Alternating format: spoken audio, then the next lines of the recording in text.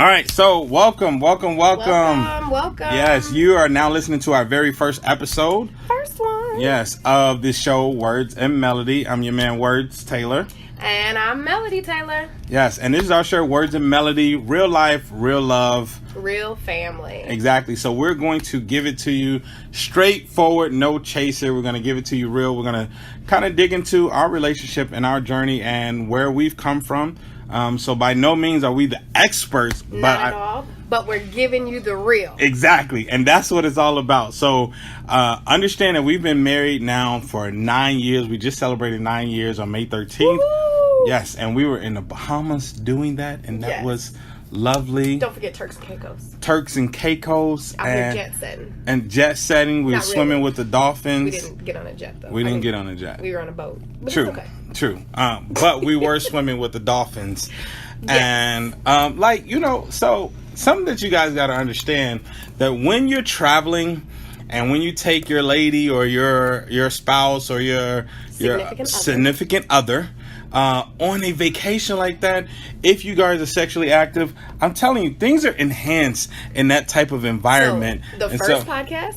I mean, the first podcast. We're keeping it real. We are keeping it real, but you just want to jump right in. I'm just saying, the experience side. Can you at least court them? All right. So in courting, we've been together 9 years, married 14 years together fully. Got her when I was 19 years old. Don't let her. He's a liar. He was 20. I just turned 20, so he you guys turned 20 about 2 weeks later. So if you guys understand, then that means I was still in a 19-year-old's mindset. All right. Gosh. So 19-year-old in mind and all that good stuff. So understand that's where we've come from. So we've been through a lot as far as we've been through cheating. We've overcome cheating. We've overcome dishonesty. We've overcome betrayal. We've overcome hardships. We've overcome. In our lifetime, we've overcome the drama. Yes, drama, period, poverty. You'll hear us talk about a lot of those things. Parent alcoholism, failures, all of those things to get to where we are now, where we're, able to start to live our dreams out and be in a position where we can teach and love on other people. And I say our journey has had police involved in it and all of that good stuff. We're going to give it to you real. And it now gets to a point where on May 13th, we're able to celebrate, 14 years together, 9 years married. Look at God. And look at God. And 2 kids later. Mm-hmm. And here we are. Did I miss anything? I know. You gave a nice overview. You did. Okay. All right. So today we're going to kick off in our first topic. Our first series is definitely intentional. It's a strong one. This is no courting whatsoever. We're just going to dig into it. And so our first topic is 7 indicators that you might be wasting your time in your current relationship. Okay, that's real. It's absolutely real. Okay. I will say this. We violated a lot of these indicators during our dating process. Yes. Yeah. We violated a lot of these indicators, and there may have come a time that we thought we were wasting our time. So what I will also say is take what you hear, take notes, use what you can use, and toss what you can't. Exactly. That's what, not everybody's journey is the same. Not everybody's story is the same. And so, I guess, just use it as that, take what you can take. Yeah. And again, we're not experts, but we have the expert experience. I would say that because this journey is no punk. No. I'm telling you, especially when you talk about marriage and because this woman right here, I'm telling y'all, I love my wife. Anybody who knows you knows how blessed I am. All right, so let's dig into it. So this is going to be now I know it may sound long, but if you guys, have ever followed us or myself on any of our social media, which you can follow wifey at Miss Melody Taylor. Yes, and you can follow me at Words Taylor. So that's on all social media, Snapchat, Instagram, all that, youtube.com/Words Taylor. Just Melody is YouTube. Yeah, and on YouTube, baby, it's just Melody. And so what I will say is you guys will understand we do stuff in series. I like to have series going, so something you can follow, something that builds on, something where we're actually teaching. We're like teachers by nature, not teachers as in classroom, but teachers of people. And so, do you want to reveal our very first topic? This is going to be a 10-week series, so you guys are definitely locked in for 10 weeks. There are 10 different topics that we're doing, and this is going to be topic number 1. This is one of the 10-week series of the reasons why, and so we changed it. Right, because I was confused. Yeah, because it was 7. We said we were going to do. It's not 7. It's but 10. It's just, yes, it is. It's and 10. So the overall series is 10 indicators that you're wasting your time in your current So it's 10 because we were going to do 7, but there was 3 like, no, we can't leave these out. So it's actually 10 things, 10 indicators that you're wasting your time in your relationship. And we're definitely feeling like these are valuable. So let's get to There is no order. This is just what we chose to go with today, but this doesn't mean that this is number 1, this is the worst, or this is number 10 that ain't that bad. Exactly. So, do you want to go start off with our first topic of the day? First topic of the day. You may be wasting your time in your current relationship if the person who you are in a relationship with constantly violates your non-negotiables. That's good. It's very good. But what are non-negotiables? Absolutely. So, non-negotiables, I feel, are standards that you set or parameters that you've set for yourself. And that you may have explained to your partner or significant others that these are things that I value. These are lines that I don't want crossed in certain situations. And now I've set those, and now those are my non-negotiables. And what I'm saying is, if these things are crossed, then I'm out no matter what. Like, this is a non-negotiable, meaning I'm not negotiating this whatsoever. I'm not going back and forth. If this is done, then I'm out. And I think, well, I won't get into what happens, but go ahead. Did you have anything else you want to add to? No, I think that you perfectly summed that up. That's exactly what a non-negotiable is. Okay, so why? Tell me, because I know you said we kind of broke these things in our relationship. I know I'm probably a huge non-negotiable breaker. So let's talk about it. I think I was in our relationship. Yeah. I wanted to, and I don't know the direction you were wanting to go. I wanted to kind of identify what some possible non-negotiables could be. Okay, let's do it. And why or how violating those can actually be detrimental to your relationship. Yeah.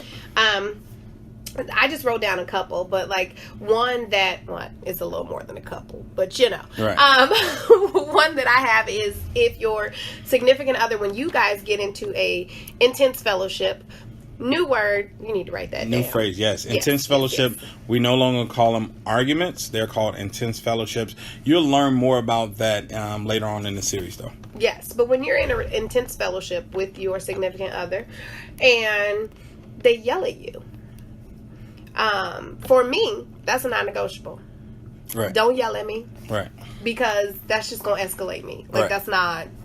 You're shaking your head. Yes. I you agree. witnessed that. I agree. Don't yell at me, or things like cursing at me. Right. Don't curse at me. I didn't call you. You know my name. Early on in our relationship, you were definitely a cursor, curse me out type. I didn't curse at you. I cursed while I was talking. But I didn't call you out your name. No. Like, you little MF. No, I ain't do none of that. I'm saying don't curse at me. Okay, but there was some like FUs and all that stuff. But I mean, definitely. But I'm pretty sure I've heard some from you as well. Probably Just go. Another non-negotiable. If your significant other puts you down. Absolutely. That's a huge. That's huge. That's huge. And it could be, subtle little sly remarks, but it could also just be blatant with you're horrible, you suck, this thing. But anybody who's breaking you down just to build you up, nah, they don't love you. Exactly. Because I'm not gonna break down someone that I love. Like, I'm gonna constantly encourage them, because the world is going to beat you down enough. Exactly. You know, you need some sanctity, some safe space that you can go to where you're not being beat down. That's key right there. So understanding that in your relationship, that should be your sanctuary, not as you worship this person, but that should be a place where you can go and feel welcome and feel loved and feel safe to be able to reveal certain things and not feel like you're being judged or attacked or you're going to be put down for it later. So I think that was key what you just said there. That was Absolutely good. What other last one I just got is just the person hits or pushes you.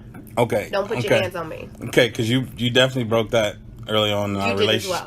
Relationship. You did as well. How? You don't remember putting your hands on me? Like and how? Shaking me?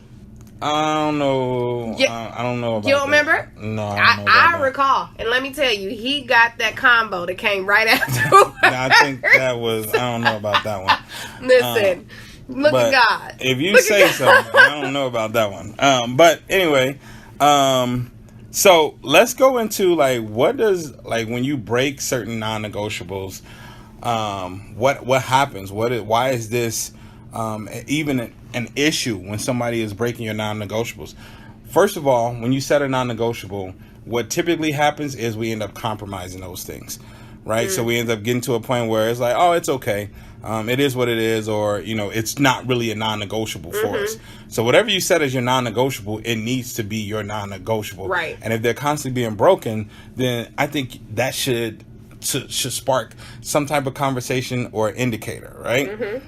So for me, my first reason why this is so important is about value and respect. If you're breaking my non-negotiable, do you really value me? Do you really value the things that I value, my personal space? Do you value the things that I love or my future? Like, do you value my opinion, my thoughts? Like, if you're constantly breaking those boundaries that I've asked you not to, like, for instance, I know one of the things that you were talking about is like not using your dry towel. It's like, babe, can you please stop doing this and all of that stuff? And I was like, babe, it's nothing. What are you talking about? Even though that to me it seems so small, but to you it's like, no, this is my personal boundary, or this is my personal space right here. All right, this is not up for negotiation. I don't want you using my towel. Like, that's not cool. And so people tend to compromise those things. But if you have somebody that's not willing to respect your voice and say, you know what, you did ask me to stop doing that, I'm going to be intentional in not doing that, then that should probably be an indicator that you may be wasting your time a little bit. Absolutely. I think it comes down to the person, or the feeling that I get when these things happen is that the person just doesn't value you and your voice. Right. You know, because it's like, if I have taken the time out to say this thing, you know, about whatever, I say this is very important to me, and then the individual who I'm speaking with constantly just violates that or goes against that, you didn't hear me. There's no way. You don't value the words that are coming out of my mouth. Right. Absolutely. I agree. And so that's one of my main things for violating. Also, when you're violating non-negotiables, I feel like it creates a disconnect. And sometimes, I don't know, well, with me, I'm not going to hold that in. I'm like, I want to try to resolve the issue or whatever, but it does create a disconnect of maybe you stop liking this person, you stop feeling the same way, you feel devalued, you feel less than, you like this person is making you feel some type of way, and that's almost like a little abusive. Right. It may not be overtly abusive, but inadvertently it's like there's some abuse going on because I verbalize that I don't like this.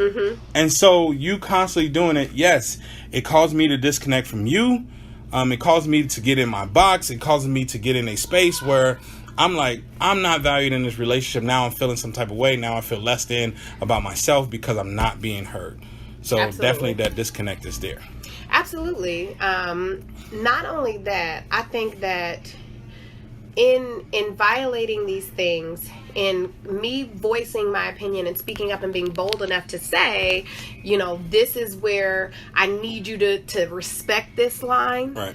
And you blatantly and constantly, and I'm not saying you as in you, dear, but in your significant other, blatantly and constantly going against that, it's just overall demeaning. Like, it's overall belittling. And honestly, can a person who is someone who says that they are here for the long haul, says they're here to lift you up and to love you, can they truly love and want and need if they're constantly demeaning you? If that be, now, are there relationships where people are constantly demeaning to their mate? Right.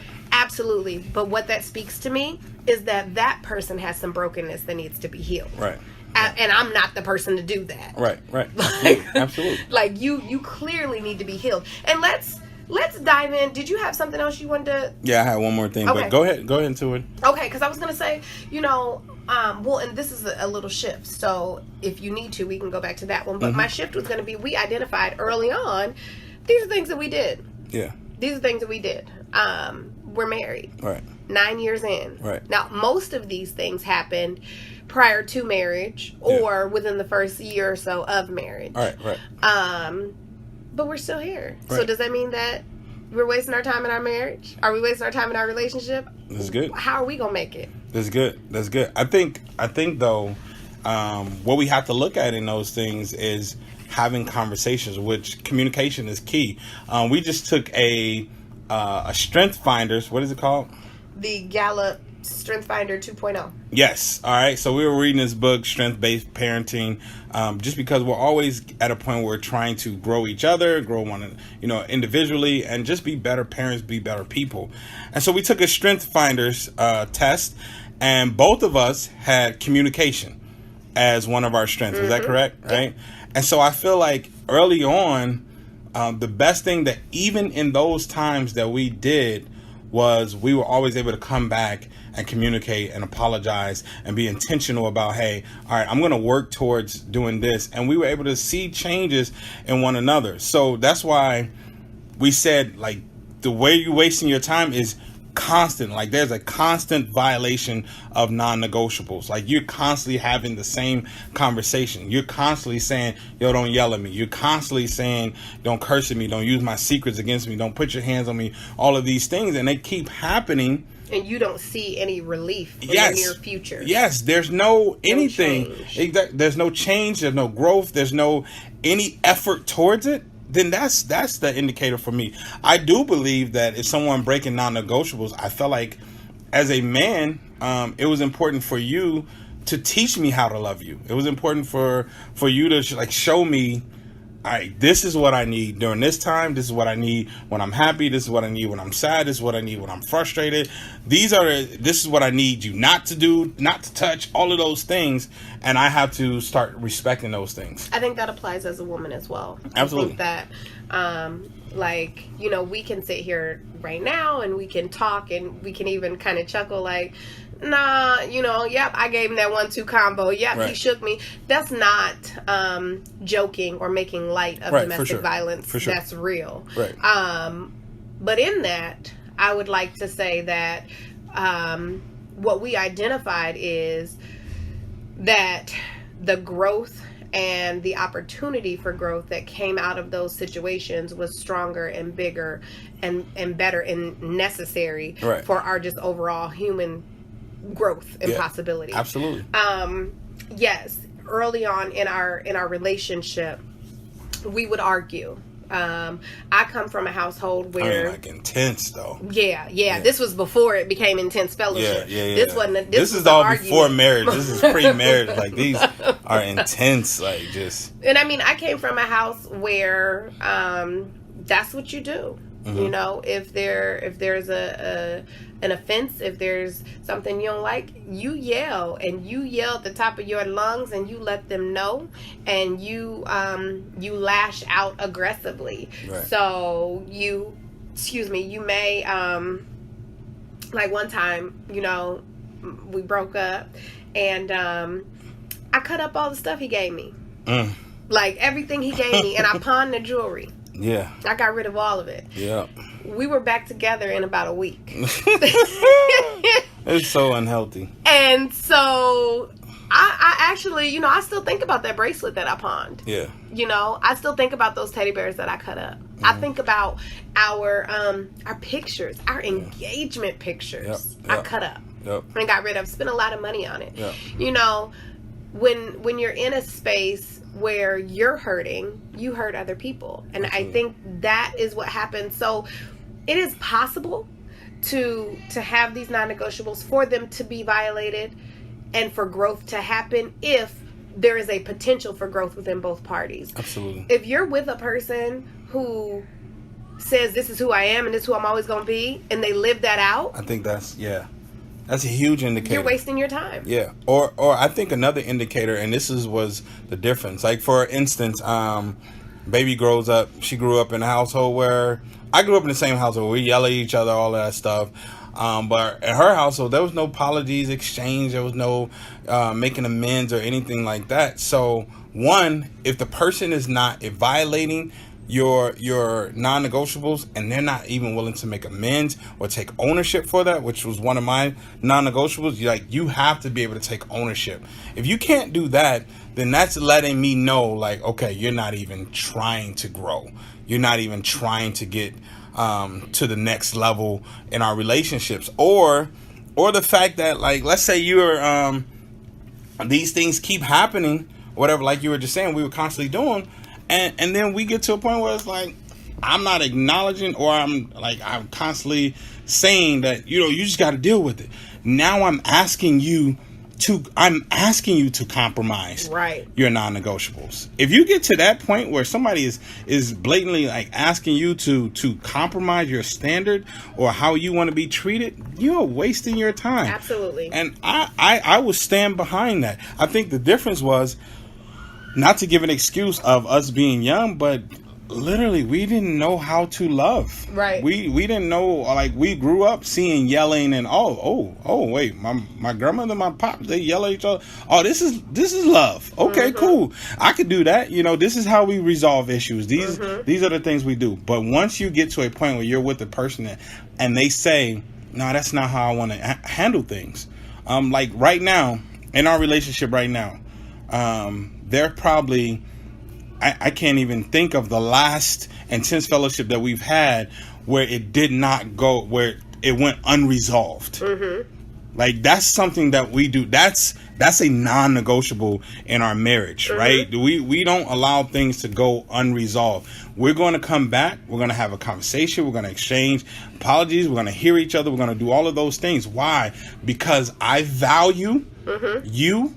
I value your non-negotiable. I value your standard, and you value mine as well. Yes. And we also value our marriage and our relationship. So that means that one of our prides or both prides have to be gone. And if somebody is saying, well, shoot, that's just me. This is who I am. I should be able to use whatever towel I want to. Well, I'm a grown man. I'll cuss if I want to. I curse at whoever. No, you ain't gonna curse at me, though. And if you can't respect that from the beginning, then you got to understand how much further will that person take it later on. Absolutely. Does it have to get to the point of the two-piece or the shake or whatever the case may be? Does it need to get to that point before you realize, like, what the heck is happening right here? Absolutely. I think one huge point that was sparked from what you said is, something that you taught me. And okay, then we get credit. We getting credit on the audio. And I believe you said you got it from your father, but just that people will only treat you how you let them. Exactly. And so, if you're in a situation, in a relationship where you don't feel good by the way that the person treats you, you feel as though you should be treated differently, and you may not even know what differently looks like. Because I think that was another thing for us. That's good. Early on in our relationship, we didn't know what differently really looked like, but I knew you're not gonna yell at me. Like, that's not gonna happen. That's good. That's good. But you just, something within you says, this isn't it. Like, this isn't where I want to be. Yeah. Then you have to set that standard. That's good. You have to not allow people to treat you in that manner. And that doesn't mean you have to be aggressive like we were. That means that maybe you just speak up and you just say, I don't like it when you do that. Yep. I don't like it when you talk to me like that. Please don't talk to me like that. I don't disrespect you that way. Yep. I would ask that you don't disrespect me that way. You know, but having those good, conversations in your tone and in your language is beneficial. Otherwise, the alternative is, which happens every day, you stay in a relationship where you are demeaned and you are treated in a way contrary to how you feel you should be treated. Exactly. And that actually helps bring back to my last point, which was, if you allow that, then what you're doing is allowing the person to actually steal from you. They're stealing confidence. They're stealing pride. They're stealing assurance. They're stealing validation. They're stealing so much from you, and you're allowing it. And then that will go into affecting your dreams, your goals, your drive, your outlook of life, all of those things. Like, it affects those things. Absolutely. Especially since babe, we've been having a conversation of, you are like the 5 people you hang around, right? And if one of those people that you hang around is the closest person to you, it demeans you, then that's what you are. Like, you know what I'm saying? That's what you are to them, and that's what you're going to see yourself as. And so we got to stop allowing people to steal from us. So I would say the takeaway from this is, one, what I'm hearing is, if you're in a relationship and any of these things have like kind of sparked you in any way, I think it's time to have a conversation with your significant other or spouse, whoever the case may be, and start to set some non-negotiables with one another. You know what? Something that I told baby from the beginning is like, yo, I don't like the word stupid. The word stupid is not said. If you ask my daughter right now, if you say stupid around her, she's going to look at you like, ooh, you just said a bad word. We don't say the word stupid, because that's something that I heard in my home, and I don't like that. You know what I'm saying? So like, we want to use our words to uplift, to edify, to validate. And so that was one thing that anytime that was said, if it was said on accident, if it was said jokingly, like, I don't let people even jokingly say, oh my God, oh, you so stupid. No, I'm not. Like, you will see, even the people closest to me, I will correct them. And honestly, I even put that same value on other people. I don't even let other people call themselves stupid. Like, when somebody says, oh my God, I'm stupid. No, you're not. You're far from stupid. Like, that's a non-negotiable for me. I will never give in on that non-negotiable. And so that's a conversation that we had to have. So I feel like in your relationship, you guys should start having that conversation of, what are your non-negotiables? Teach me how to love you.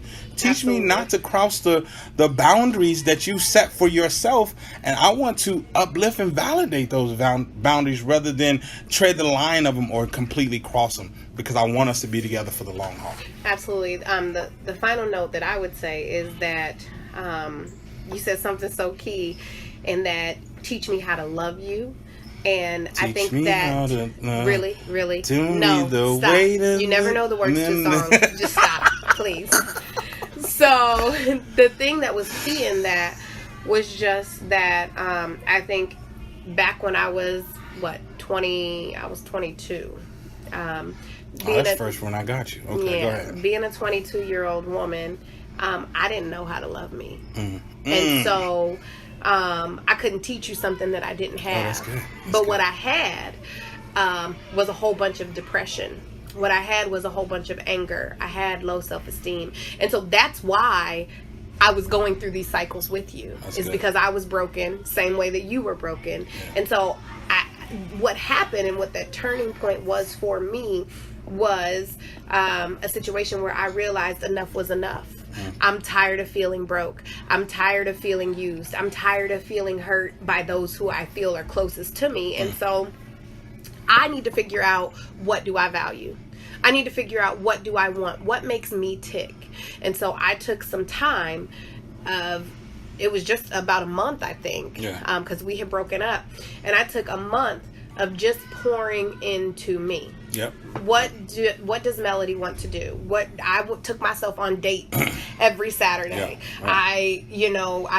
I read positive affirmations to myself. I just figured out, what do I like? What do I want to do? What do I want to be? And I remember that, and I would get into your car, and you would have like the little index cards to like say, I am this, Absolutely. and all of that. Yeah. I took every lie that ran through my head. I was ugly, I was fat, I was worthless. I took every lie that ran through my head, and maybe one day I still have the card, so maybe one day I'll read it. But and I just put the opposite, because I know that God sees me as different. And so I just needed to, I didn't believe it, but it was like a fake it till you make it situation. And I said it enough to where it began to manifest in my life, where now I had non-negotiables. Right. I had, don't yell at me. Don't curse at me. I see you. Don't put me down. I see what you did there. Don't hit me. That was good. I see Don't do these things to me.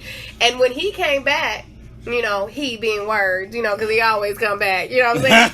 But this girl. But when he came back, he seen a new woman. Absolutely. And right away, he didn't... and I tried to use the same language, same moves, all of that stuff. And I wasn't going. And I wasn't going. And key. He didn't know what hit him. And because I chose to set my values, it forced him to set his. Yep. But this is key as well. And to meet yours. Yeah. Yes, and to meet mine. Set his own values and to meet mine. But this was also key. I had to come to the realization that in me setting my values, if he chose to violate, if he chose to not meet him, I would be okay with that. Because there's some man, there's some person, there's somebody who was made for me who's going to exceed my expectations. That's good. And so if he's not willing to even meet me, it's all right. I'll be all right. That's good, man. God bless you, though. That's good. That's good. And can I give you, ladies, a secret?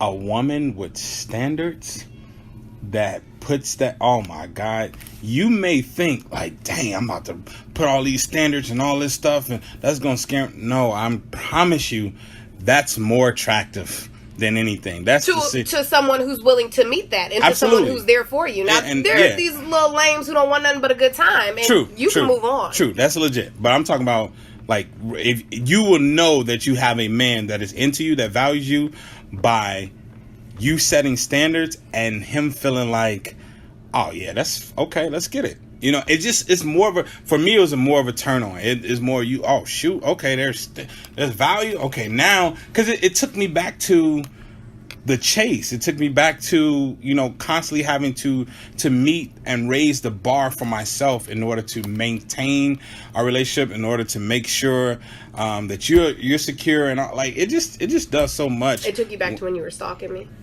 We won't say stalking. That's a whole nother show, though. Let's just keep moving. I married my stalker, y'all, and I made it. Go ahead. I was doing research, y'all, but it's not a stalker. We'll get to that in another episode. They gonna listen to this and say, well, their relationship, I don't think I want to emulate that. That's what I said. They're gonna say, like, shaking and two-piece combos, and stalking and cursing and all this. Listen, I'm telling you, God is real. That's why we said this is going to be real life, real love, real family. Like, that's what we're doing. And so this is our first episode. Let us know what you thought. Like, make comments in the comment section telling us, what other topics would you want us to talk about? Did you enjoy the first episode? Do you agree with the things we said? Do you disagree? It's okay to disagree and come to a different conclusion, have different perspectives. Like, so let's get it, man. I'm excited to see what you guys thought about this first podcast, and then we'll be right back at you on next week. I'm excited about the topic next week. I wanted to do that as the first one. This topic that we're going to talk about next week, but baby trumps me, so trumps me in that. So it's all good, all right? And so tune in for the next episode of Real Life, Real Love, Real Family. All right, this your man, Words Taylor. And your girl, Melody Taylor. Let's get it. Ugh. You gotta do the I'm not doing a You gotta do the